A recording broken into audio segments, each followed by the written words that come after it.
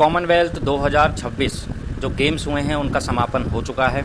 ये स्कॉटलैंड के ग्लासगो शहर में हुए थे और ये 99th गेम्स थे। अगले जो 100th गेम्स होंगे यानी सेंचुरी जो होगी वो भारत में होगी, जो कि भारत के लिए एक बहुत गर्व की बात है। 2030 में जो कॉमनवेल्थ गेम्स अहमदाबाद में होंगे वो सेंटिनरी होगी, यानी 100 साल पूरे हो जाएंगे कॉमनवेल्थ गेम्स के। 1930 में शुरू हुए थे और 2030 में 100वां साल पड़ेगा। इस बार के कॉमनवेल्थ गेम्स में भारत का प्रदर्शन बहुत ही शानदार रहा। उसने 13 गोल्ड पदक जीते, 17 रजत यानी सिल्वर पदक जीते और 9 कांस्य यानी ब्रॉन्ज पदक उसने जीते। टोटल मिलाकर 39 मेडल्स भारत ने जीते और जो पदक तालिका है उसमें भारत ने चौथा स्थान हासिल किया, यानी टॉप 5 में भारत रहा।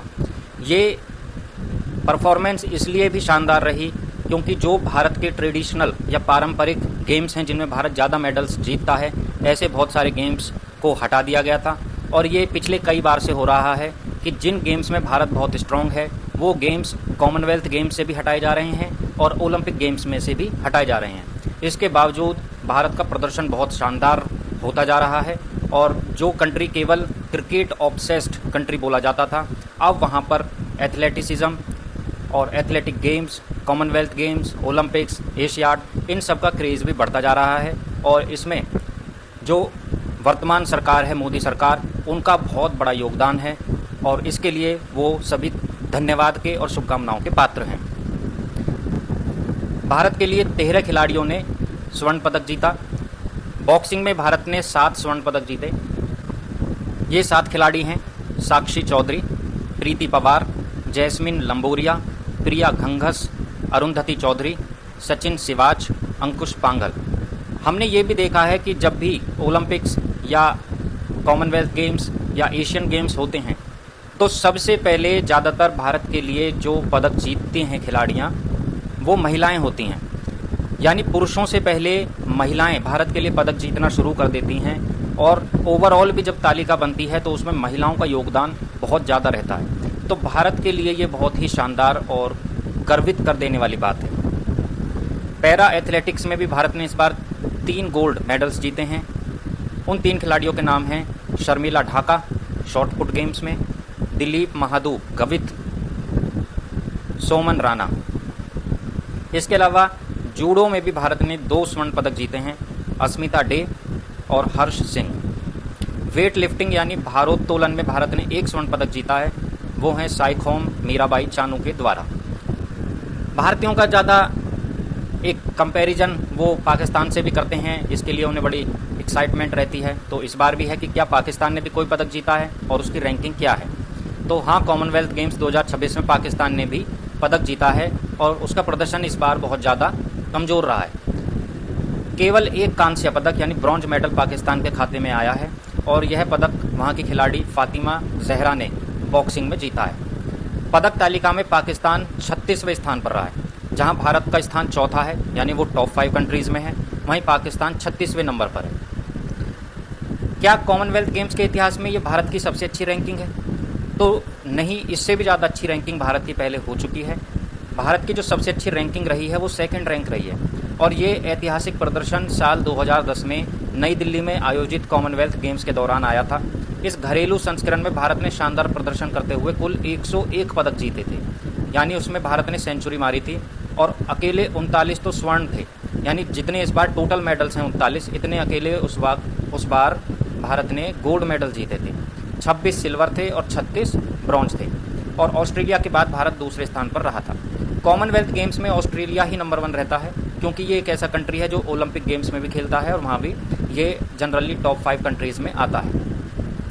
एशियन गेम्स में चाइना की भी एंट्री हो जाती है और एशियन गेम्स में चाइना, साउथ कोरिया, जापान, इन सब का प्रदर्शन बहुत ज़्यादा स्ट्रॉन्ग रहता है और वहाँ भी भारत अच्छा प्रदर्शन करते हुए अपना स्थान टॉप 5 या टॉप 10 कंट्रीज़ में ज़्यादातर ले ही आता है, जो कि इस क्रिकेट लविंग कंट्री के लिए एक बहुत बड़ी बात है। ये मोदी सरकार के समय से ही हुआ है कि भारत ने क्रिकेट के अलावा दूसरे गेम्स जो ज़्यादा वर्ल्ड में फेमस हैं जैसे ओलंपिक्स और कॉमनवेल्थ, इनमें उसने अपने स्तर को सुधारने के लिए बहुत सारा काम किया है और उसके रिजल्ट अब सामने आ रहे हैं और भारत अब एक राइजिंग कंट्री ओलंपिक्स और कॉमनवेल्थ गेम्स में भी अब नज़र आ रहा है। अच्छा, ये सवाल पूछा जा सकता है कि 2010 में भारत ने इतने पदक क्यों जीते। तो 2010 में जिसमें भारत ने 101 पदक जीते, इसके पीछे बहुत कई बड़े कारण भी थे।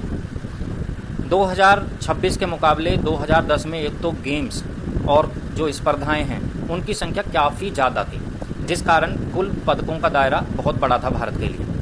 2010 के गेम्स भारत में ही हुए थे और इन खेलों में कुल 21 स्पोर्ट्स थे, 21 गेम्स हुए थे, जबकि जो 2026 का ग्लासगो में हुआ है इसमें केवल 10 स्पोर्ट्स हुए, यानी 11 स्पोर्ट्स वो हैं इस बार के कॉमनवेल्थ गेम्स में नहीं थे। तो ऐसे बहुत सारे गेम्स थे जिनमें भारत बहुत स्ट्रांग रहता है, वो सब गेम्स हटा दिए गए, जिस कारण भी भारत की जो टैली है वो कम हुई, लेकिन फिर भी इतना स्ट्रांग रही कि ये सब गेम्स ज़्यादातर वो बचते हैं जिनमें वेस्टर्न कंट्रीज़ का हाथ बहुत ज़्यादा स्ट्रांग है। ऐसे में भी भारत ने अपने आप को टॉप 5 कंट्रीज़ में वो लेकर आया, जिसके लिए भारत शुभकामनाओं का पात्र है। 2026 गेम्स में भारत के कई ऐसे पारंपरिक और मजबूत खेल थे जिनको बाहर कर दिया गया और उनमें भारत बहुत ज़्यादा मेडल्स जीतता था। इस बार के गेम्स में कुश्ती यानी जो रेसलिंग है, बैडमिंटन, टेबल टेनिस, हॉकी और शूटिंग, इन सब को हटा दिया गया, तो इससे अपने आप भी भारत की टैली पर बहुत बड़ा फ़र्क आया।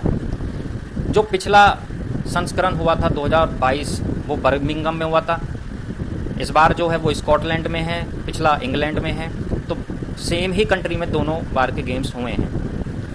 अगले जो कॉमनवेल्थ गेम्स होंगे 2030 में वो भारत में होंगे, अहमदाबाद शहर में, और वो कॉमनवेल्थ गेम्स की सेंटिनरी होगी, यानी वो 100वें कॉमनवेल्थ गेम्स होंगे।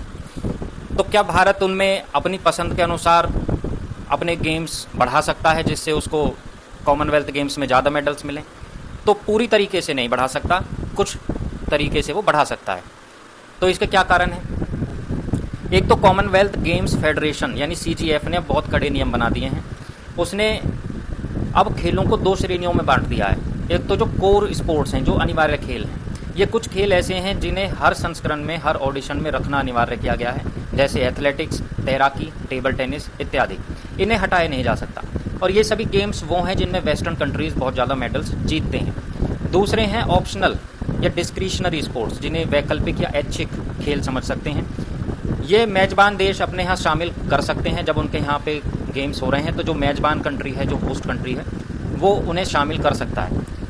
तो क्या कितने भी गेम्स शामिल कर सकता है? तो वो भी नियम बना दिया गया है कि कॉमनवेल्थ स्पोर्ट फेडरेशन यानी CGF ने स्पष्ट किया है कि 2030 के अहमदाबाद खेलों में कुल 15 से 17 खेल शामिल किए जाएंगे।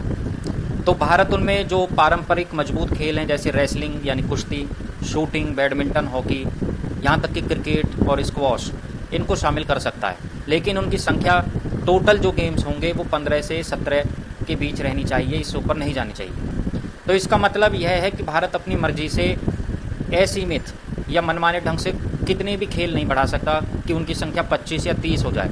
CGF के जो तय ढांचा है 15 से 17 खेल का, उसके भीतर ही उसे अपनी चॉइस मिली है, उसी में वो गेम्स बढ़ा सकता है।